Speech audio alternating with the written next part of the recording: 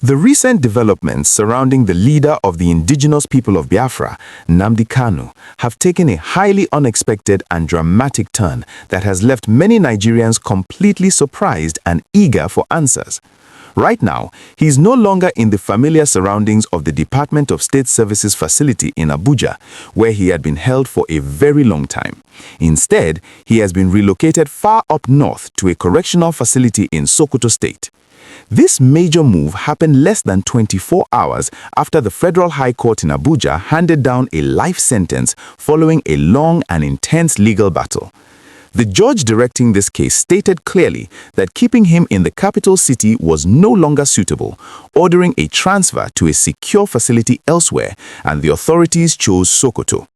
This decision has sparked massive conversations across the country, especially with the sudden and highly talked about visit by the president of the National Association of Nigerian Students, who reportedly left a secret and urgent message for President Bola Ahmed Tinubu regarding the entire situation. To understand how we got to this point in 2026, we have to look back at the events that wrapped up late last year. For years, the legal team representing Nnamdi Kanu had been in and out of courtrooms trying to secure his release or at least better living conditions while the trials went on. However, the ruling by Justice James Omotosho changed everything.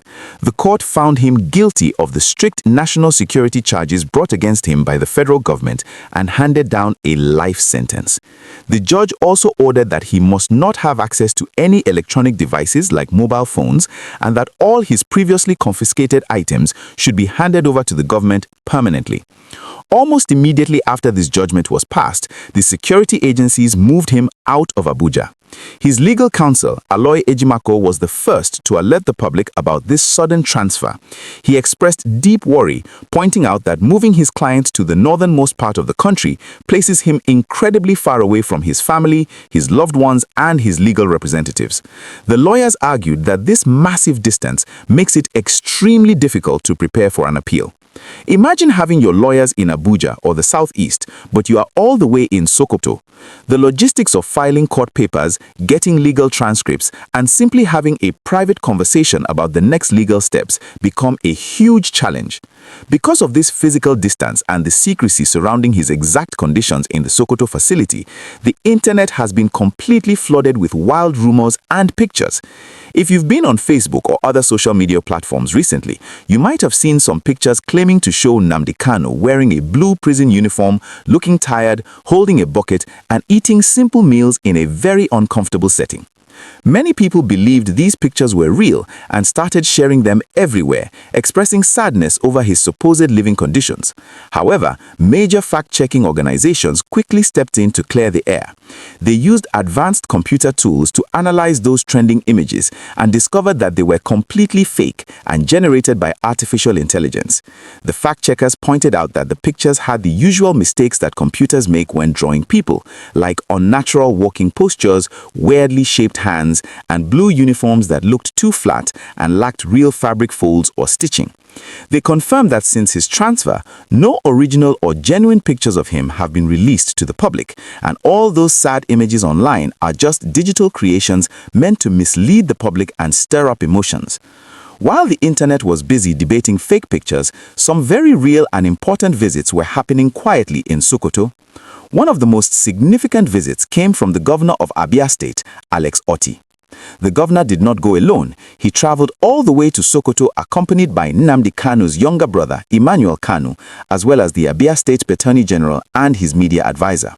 The governor's visit was a huge sign of support and brought a lot of hope to those watching the situation.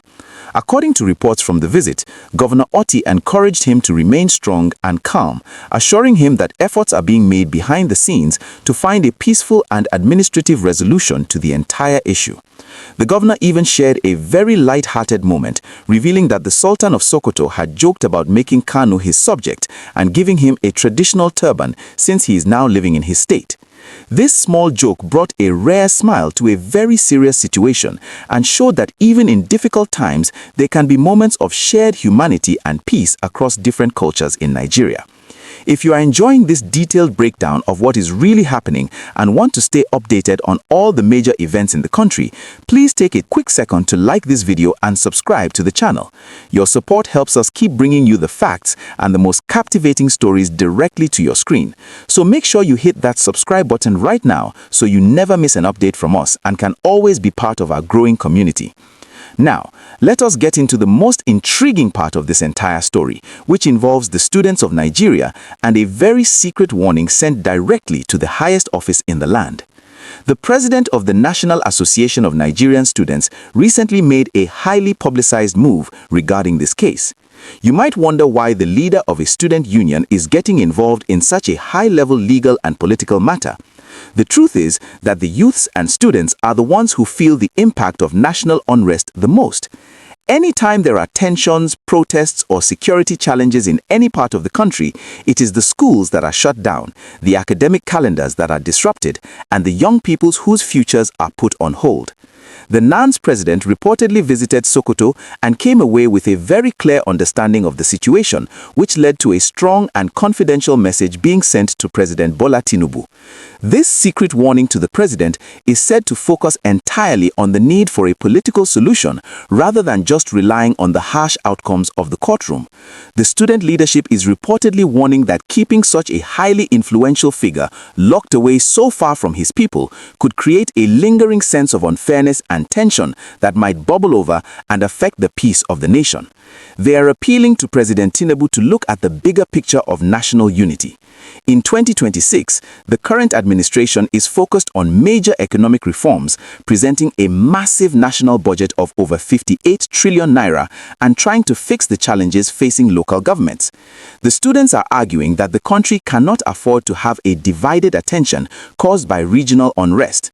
Their message to the president is to listen to the voices of reason, including the Southeast senators and other political leaders who have been begging for a peaceful resolution. They believe that President Tinubu has the power to halt this drifting situation and bring about a resolution that favors peace over strict punishment. The idea is that true leadership sometimes requires making difficult compromises for the sake of the whole country, especially when the goal is to keep everyone united under one flag. As the year goes on, all eyes are fixed on the presidential villa to see how President Tinubu will respond to these secret warnings and public pleas. The nation is waiting to see if he will maintain the strict stance of the courts or if he will choose the path of a political pardon to unite the country and cool down the rising temperatures. People are talking about this in the markets, in the universities, and in the offices, wondering how a single decision could change the direction of the country's future. It's a story of law, politics, and the deep desire for lasting peace. We will keep following every single update on this matter to bring you the truth as it unfolds. I would love to hear your thoughts on this situation in the comment section below. Do you think a political solution is the best way forward for the country right now, or should the court's decision stand exactly as it is to serve as a strong message to everyone?